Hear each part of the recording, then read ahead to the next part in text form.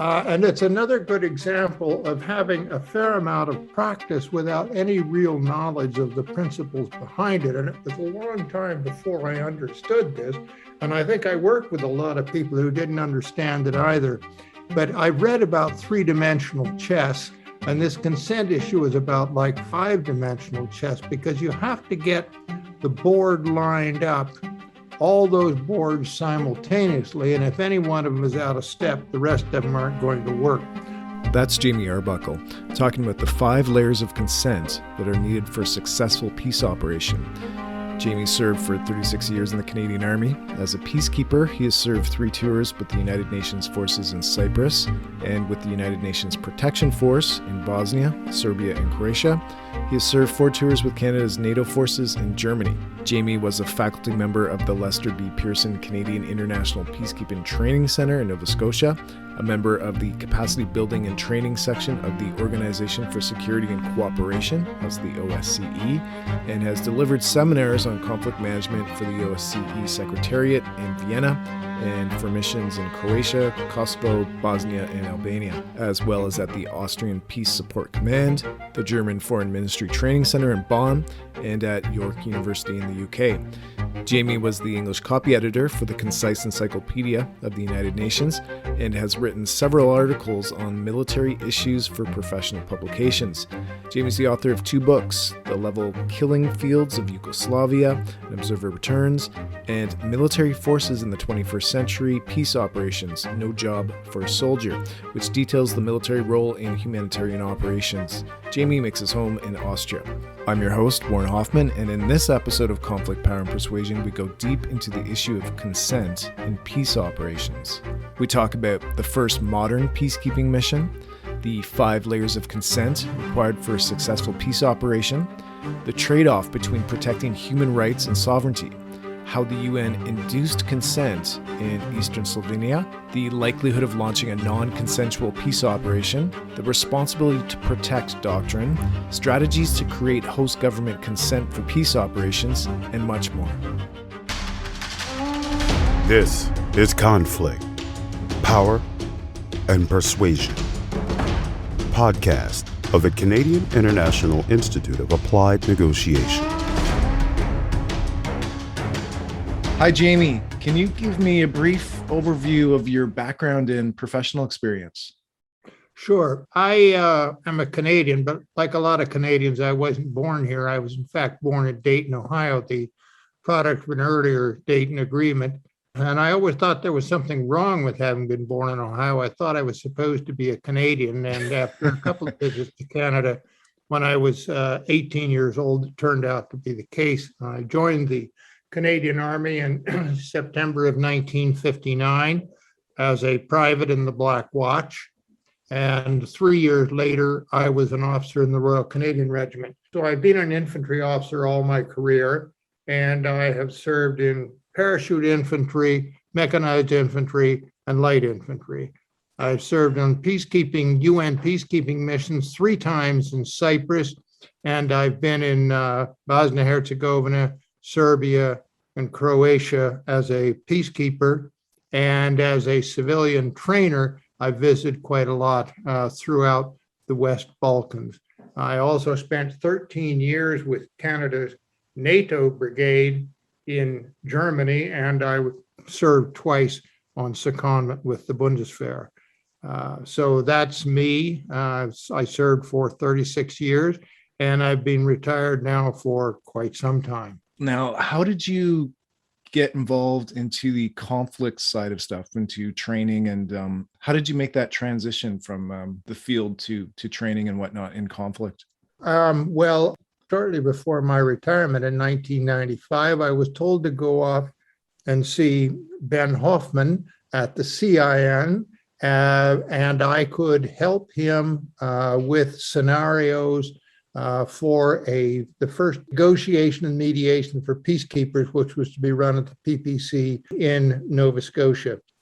We hit it off enormously, and he finally requested that I come along as a member of the directing staff. And so that was the beginning of me realizing how little theoretical background I had for things that I'd been doing for more than a third of a century. Yeah. And I also realized that that was a fairly common experience, that we went and did things, practically speaking, and the record is that we didn't do them at all badly, but most of us had little understanding of the principled background of what we're doing. For example, I never opened the Charter of the United Nations, and all the time I was with the Army, and I don't know of anybody who did. So we really had a lot of catching up to do to try to figure out why we had done the things that we knew how we had done, but we were woefully lacking in any background. Okay. So you've served on a number of peacekeeping missions, and you've got that firsthand experience of the dynamics on the ground when implementing these, and maybe we might get into that later, but you've also written extensively on the topic of consent, which is certainly an interesting and important topic as it's so closely tied to the success of a mission, as well as some of the ethical dilemmas. Can you give an overview of the 5 layers, or the 5 chessboards, as you describe them, of consent? Sure. And it's another good example of having a fair amount of practice without any real knowledge of the principles behind it. And it was a long time before I understood this. And I think I worked with a lot of people who didn't understand it either. But I read about 3-dimensional chess, and this consent issue is about like 5-dimensional chess, because you have to get the board lined up, all those boards simultaneously. And if any one of them is out of step, the rest of them aren't going to work. So here's the way I see it. Require, first of all, the consent of the hosts and of the parties to the conflict. You require the consent of the people living in the conflict area, and you need the consent of the troop contributors to a peace force, and the consent of the major powers, especially the permanent members of the Security Council. Now, add to that the 5th committee, which is the Finance Committee of the United Nations General Assembly. Now, the first 2 are the most critical. I refer to them as the consent of the parties and the people. But we cannot ignore the importance of the consent of the troop contributors. Without them, we have no force, or of the Security Council. Without them, we have no mandate. But generally speaking, when I refer to the consent issue, I refer to the host nation and the conflicted parties. And I like to think then that that means the consent of the people, but I realize that that may not be so, and that neither the government nor the heads of the conflict necessarily represent or even are alike the people. So it's a very, very complex issue. And if you don't get all of those lined up, you either don't have a mandate, or you don't have any troops, or you don't have a budget, or the people wish you gone. No way to start. That's pretty complex. It is. Well, let's dig into some of these a bit more, starting with the host government's consent. And you've written about the challenges the UN had with its with host consent from the launch of its very first peacekeeping operation. Can you give us a brief overview of that situation, and then maybe describe some of the consequences of that event? Yeah, the formation of the United Nations Emergency Force in the Middle East, which took place in November of 1956, took place at a very, very confusing time, because that was also the time of the crisis in Hungary. The problem became a very Canadian one to demonstrate to the world just how sensitive this could be, because when troops were being rounded up for it, Canada provided a battalion called the 1st Battalion of the Queen's Own Rifles of Canada. When it was announced to the Egyptian government that these troops were headed there, Nasser decided that he was not having anything of the Queen's on his soil. And this battalion had left Work Point Barracks in British Columbia and had trained all the way across Canada to Halifax, where it was to take ship on a Royal Canadian Navy aircraft carrier. And at Halifax, their journey ended. They got back on their train and went home because Nasser refused to allow the Queen's own rifles to be on Egyptian soil.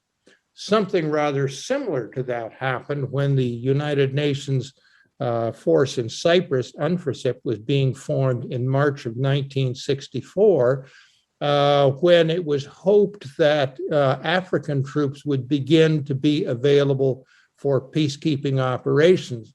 And Archbishop Makarios informed the ambassador to the UN that there would be no Black troops on Cypriot soil, and there weren't. So it was quite a surprise to people like Dag Hammarskjöld to realize, as he said in conjunction with the imbroglio in Egypt in 1956, that it had come as quite a surprise to him to realize that not only did he have to have approval for the force and for the force mandate, but also the composition of the force would be subject to consent. And this has now turned out to be one of the more delicate things, is who was allowed to be on a peacekeeping operation when the United Nations needs everybody they can get. And then it turns out that maybe not all are going to be acceptable. So this is the root. This is the first modern peacekeeping mission. That's right. The United Nations Emergency Force in 1956. And right away, you have the host government refusing the troops. So the other layer of consent, the two layers of consent here, we're finding issues right off the bat here. So the troops were not allowed to come in because they were called the Queen's Rifles of Canada. Is that right? Queen's Own Rifles of Canada. The Queen's Own Rifles of Canada, which the host government took issue with. Is the composition of the force still an obstacle for peacekeeping missions? Well, I think that probably the issue of the consent to the composition of the force is actually a corollary to the consent to the mandate of the force. And the most important thing is whether or not the force is to be seen as impinging upon the sovereignty of the host nation. That's going to be one of the major considerations. And that really is what Nasser had in mind. They had just recently gotten rid of the British, and they weren't having anything royal or queens back on their soil. This would have been to him, and probably to his people, some impingement on the sovereignty, the relatively recently gained sovereignty of Egypt. We could go on to talk then, if you like. I think that brings us to the question of the relationship between sovereignty and supranationality. And the sovereignty issue is the really thorny one. Mm-hmm. Now, sure, okay, please. Okay, it's actually in the DNA of the United Nations, and it's contained in the Charter. Article 2.1 says that the organization is based on the principle of the sovereign equality of all its members. And Article 2.7 takes that a step further. Nothing contained in the present charter shall authorize the United Nations to intervene in matters which are essentially within the domestic jurisdiction of any state. Now, about 250 years ago, Dr. Samuel Johnson said that he thought that patriotism was the last refuge of the scoundrel. Well, I think possibly today we might say that domestic jurisdiction is the last refuge of quite a few scoundrels. But there is this dichotomy. You see it playing out now today, where the president of Turkey is accusing the EU of being disrespectful of the sovereignty of his country and of their culture. It's playing out also in Poland, where they say that they cannot have any restrictions on the jurisdiction of their own courts, domestic jurisdiction again. There is only a very, very sensitive way around that, which we'll get to later when we talk about creating consent. But right now, it appears that the appearance, at least, of respecting domestic jurisdiction and of the sovereignty of the states involved is probably going to be one of the major stumbling blocks and one of the points at which the hosts may, and often do, refuse their cooperation.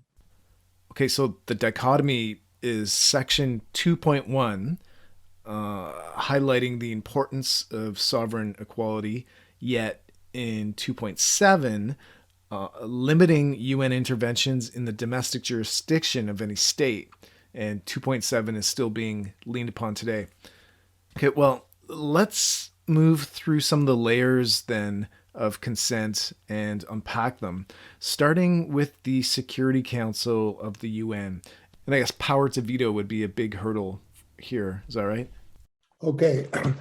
The Security Council has to agree, of course, unanimously. That is, the permanent 5 members must agree. If they do not, then there is a veto and nothing goes any further. Now, there is a way around that, but it's seldom ever used. And generally speaking, a veto in the Security Council means the end of the issue. The United States is known for vetoing practically any discussion that impinges on Israel. And that has been a major block in taking it any further. I think that the issue of trying to create consent probably is a very, very dicey thing to do. It was tried in the United Nations Transition Administration in Slavonia, UNTES, which began in 1995, early 1996. It was an offshoot of the Dayton Agreement, and it was the deployment of a United Nations conflict prevention force into Eastern Slavonia. Eastern Slavonia, which is on the border between Croatia and Serbia and lies on the right bank of the Danube River, was the last area of Croatia to remain largely under Serbian control. And the negotiations obviously were headed for the return of Eastern Slavonia to Croatian sovereignty, but there was a lot of difficulty with the Serbs who had their last foothold on the right bank of the Danube River. The issue played out in that there was an oil field called the Deltovci oil field in Eastern Slavonia, which was very important to both sides. The oil was important to Serbia. The employment was important to both Croatians and Serbs. And the area was heavily occupied by Serbian territorial defense forces and by what was left of the Yugoslav National Army. But by May of 1996, it was considered by the UNTES, the UN forces, that the Serbs were prepared for progress, but they were concerned about political correctness. UNTES then manifested a show of force. In late June, a mechanized battle group of the United Nations forces moved into the oil fields. There was a feinted attack by the Serb defense forces, and a United Nations tank squadron fired 10 rounds of its main armament. The Serbs began to withdraw. A United Nations officer, which I spoke to about this just a few weeks after it had happened, said, we told them it would be a good idea to leave, and then we showed them what a good idea it would be to leave, and then they left. The consequences of this were an agreement on the 25th of July to return the oil fields to production. And by the end of August, over 150 Serb former employees had been given draft contacts for their redeployment. Now, it didn't necessarily end with that or end particularly well, because not long after that, the Serbs did all leave and Eastern Slavonia did return to full Croatian sovereignty. That's not the point of a peacekeeping operation. The fact of the matter is that they achieved demilitarization. It was a voluntary withdrawal, but the United Nations had created the consent. Kofi Annan wrote about this, and it was a pretty good example of how practice often precedes doctrine. And writing after it, he said the purpose of coercive inducement, he called it, is to intimidate recalcitrants into cooperating. Operations of this nature will take into account that hostile consent was granted only in the face of intimidating force, and that a credible force is required if consent is to be maintained. It is possible to do it. It needs a very, very strong force. It needs a peace enforcement mandate, and it needs the continuing support, read consent, of the Security Council particularly, but actually of the General Assembly as well. And the troop contributors must realize that their troops are being exposed to combat conditions. There isn't very much background for this, but that is where it did work.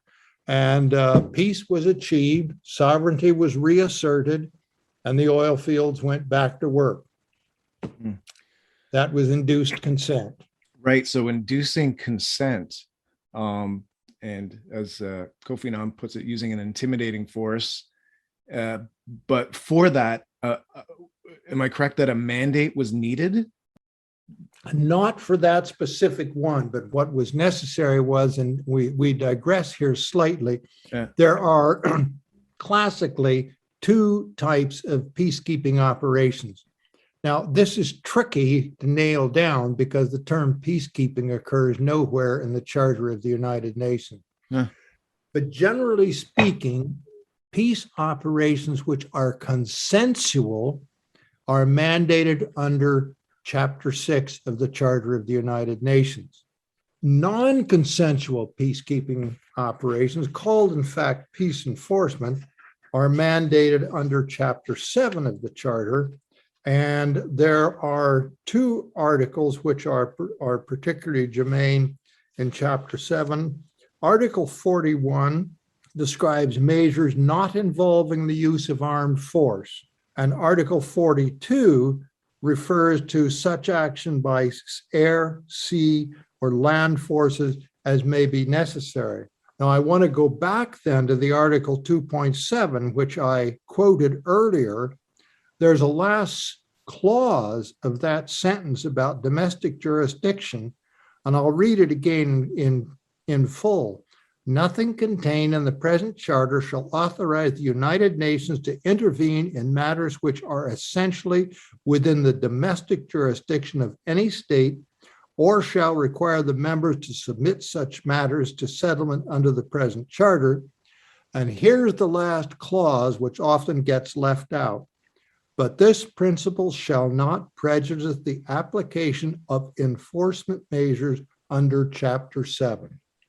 So Article 41 talks about non-military coercion, and Article 42 talks about the party getting rough and the use of sea, land, and air forces as necessary without consent. Interesting. So despite the protection of 2.7 preventing interventions in domestic jurisdictions, Chapter 7 now opens the door for non-consensual operations. Okay, well, where are we today then? There's no shortage of conflict and humanitarian rights violations, and we have the option to induce consent, and we have the option for non-consensual operations. Can you sum up your thoughts on this rather complex topic? Where are we today? I would say that we have gone backwards. I think that non-consensual peace operations are probably not on the books and could not work today. I don't believe that there is the sine qua non here is the concurrence of the Security Council, especially the Permanent Five with their vetoes. And I don't think that non-consensual peace operations have a chance today. One of the first ones to veto anything like that would probably be Russia, because they've got a rather sensitive operation going on, which is in violation of every principle of the Charter. And there's no way that they want to see non-consensual peace operations mandated under any circumstances. I really don't think that the climate is right now for a non-consensual peace operation. We might refer to the responsibility to protect. The responsibility to protect was approved by all member states, heads of government, in a meeting of the UN General Assembly in September of 2005. And it described perfectly the situation which has existed in Serbia in Syria for many years. And it talks about where the worst enemies that the people can have is probably their own government. But absolutely nothing has happened about that, and I don't believe it's possible that anything could happen about it. The 151, I think, heads of state and heads of government who approved this policy in September of 2005 neither said what they meant, nor did they mean what they said. It is simply not possible. And it describes in that responsibility to protect a document very clearly actions under Article 41 and Article 42 of Chapter 7 of the United Nations Charter. It's never happened, and I don't think it's probably going to. It didn't happen in Zimbabwe, it didn't happen in the Sudan, and it is not happening today in Syria. I think non-consensual operations probably are not something for the present. Right. So even though it's there's a lot of lip service and instruments and policies like the responsibility to protect and whatnot, we're just not seeing it manifest. And I guess we're talking about Syria and Russia vetoing for the Syria initiative. Is that? If there were any action taken to try to stop the migration problem by attacking the causes of it, I think Russia would veto it in an instant. I think probably it wouldn't even come to the floor. There is a tendency not to bring to the floor measures which are assured of failure. And so I think the Russians probably wouldn't have to veto, because I think the issue would never arise, that there should be some non-consensual intervention to put a stop to civil war in Syria. It would go nowhere. Think of it yourself. How could this happen? I don't believe there's any chance for it. But I believe it's the only thing that eventually is going to settle it. It obviously is going to drag on forever left to the parties. The people will continue to suffer, and the people will continue to leave, and the Europeans, among others, will bear the brunt of what is a humanitarian crisis, and will continue to try to intervene and treat the symptoms, but I don't believe there's anything available to treat the cause. Wow. So we've sort of even got bogged down on one layer here of consent. And I think that's authentic. Right. I mean, how complex is this then? We got the one layer of the Security Council, then we have the boots on the ground, the people, the host government, and the spoilers. How about the people then as a level of consent? How important do you feel, not necessarily on how we can create consent here, but how important is it to have the people on board for peacekeeping operations? The peacekeeping operation, whether consensual or non-consensual, is going to be seen as an outside intervention, and there's going to be a tendency to resist it, to see them as alien intruders. I really don't think that there is very much that can be done to reach the people independent of their own government. I've thought about that quite a lot. Why can't public information campaign go around the level of an uncooperative government to get at the people and creating common ground, creating a basis for negotiation, creating a basis for power sharing? Say, you don't have to live like this. Things can be better. You don't have to live with this violence. You don't have to live with this privation. There's a better way, and there are people who are prepared to help. And then in parentheses say, but your government won't allow that. I just don't see how you can possibly do that. It is probably a way ahead, but I think if the government found out that you were speaking to the people with a message that they didn't like and that was prejudicial to the continuation of that government, you'd be out of there, if you were lucky, within hours. So the host government would, well, what about with the technologies today? I mean, they can, restrict that as well, what's seen through your internet channels, but there's got to be more opportunities to reach the people going around the host government today. Would you not think, or is that some?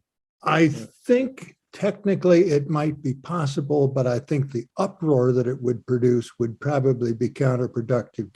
We heard this from Sudan, we've heard this from Syria, we've heard this from Zimbabwe. We're hearing it from Rwanda today. Again, I don't think you can, I think you have to lean on the host government. I'm coming to that conclusion. The government of the area must be convinced or induced to accept that these operations are going to take place. Maybe you have to work somehow to detach them from their superiors, their mentors, their providers, their spoilers, who are creating an environment for protracted conflict. If that were separated off from them, and if they were on their own, then maybe they would say, well, this is not sustainable, and we need to come to some accommodations. I think that's a very difficult thing. Can you imagine what it would take to divorce Russia from Syria? I can't imagine anything that's in the Charter of the United Nations that would work there. So yeah, when you say induced to accept, I mean, international pressure can only do so much, right? Are there other strategies that are relied on here?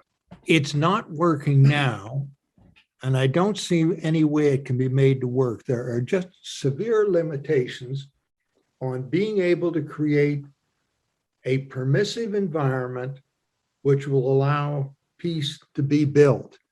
There are too many people that aren't interested in peace, that are either profiting from or satisfied by conflict, and so it becomes protracted. And as long as the means exist, the fighting forces are intact, the ammunition supply is assured, the troops are getting paid.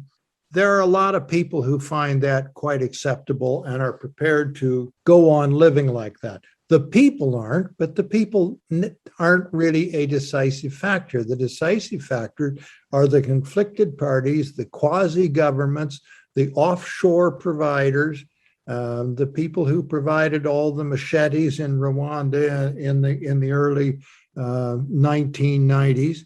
That is going to be very difficult to divorce the sponsors from their clients, and that is what has to be done. You could then probably deal with the clients fairly expeditiously, but as long as they have very strong offshore support, as long as they have support in the Security Council, there's not going to be much progress made. Sorry to sound so pessimistic, but I've been thinking about this for over 30 years. That's the conclusion I'm finally coming to, is that the world is not ready for peace.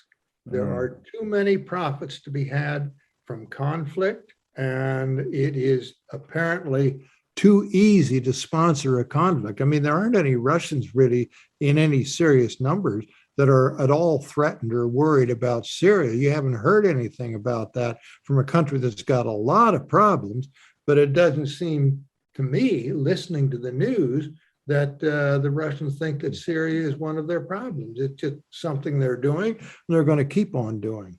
Maybe they could be convinced that that's not a great idea.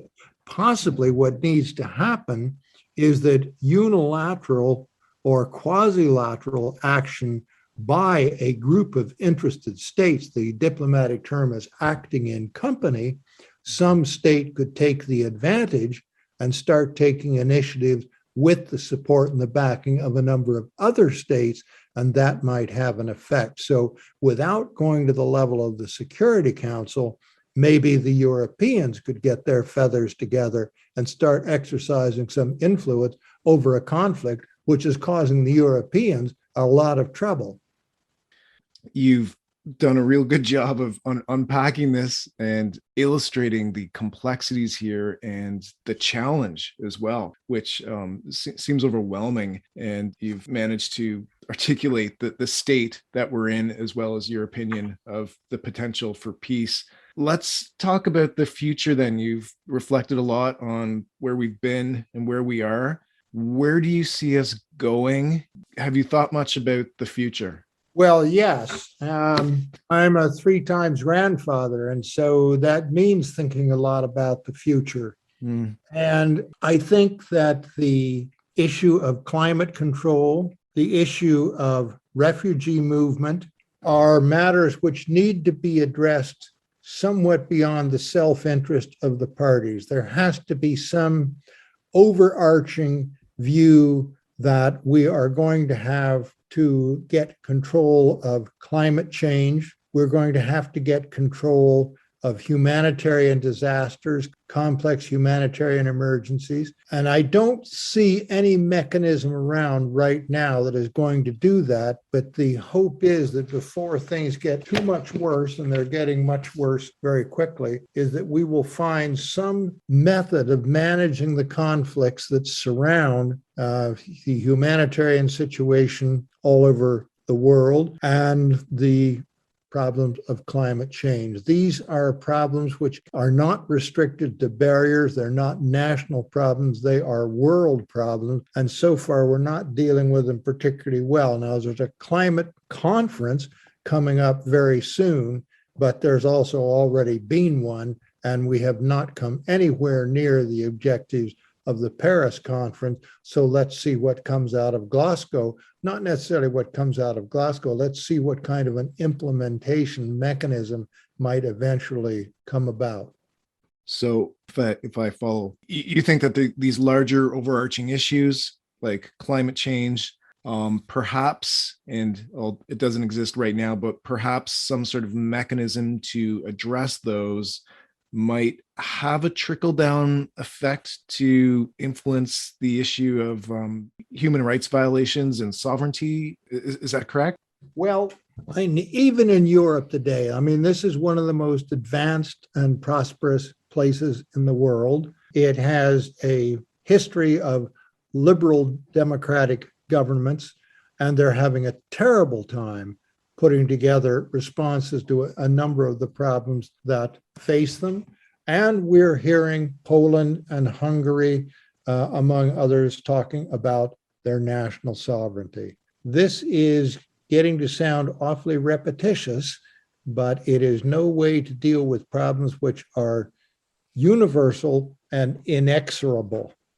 We have to find some way to do it, but maybe we won't. Maybe we won't succeed. Are you at all hopeful for the future? Yes, I am.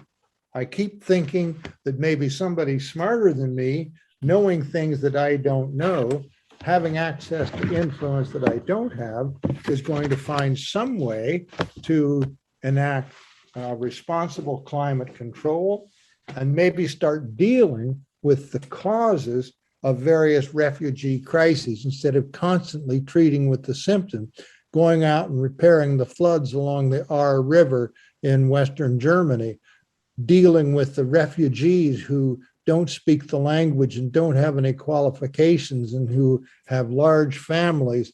We're constantly dealing with the consequences. I think we have to start paying a lot more attention to the causes of these conflicts and of these emergencies.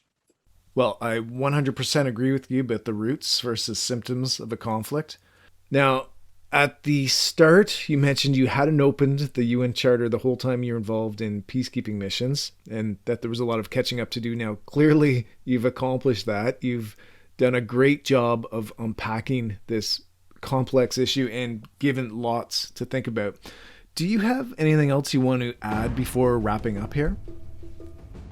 No, I want to thank you very much for your interest and for your attention. It's been very stimulating. We're not through yet. We're still trying to do things about it. We still keep writing, and we have our Peace Hawks blog, which we write on, and we try to keep commenting on things. I try to keep talking to my children, listening to people of my children's generation, and having mindful what all this could mean for my grandchildren's generation. So we thank you very much for your time and your interest. Oh, my pleasure. Thank you, Jamie. It's been great. Thanks a lot. Thanks for listening. If you want to hear more from international experts digging into a range of topics on conflict, power, and persuasion, subscribe to your favorite podcast app or visit us at cien.org. That's CIIAN.org.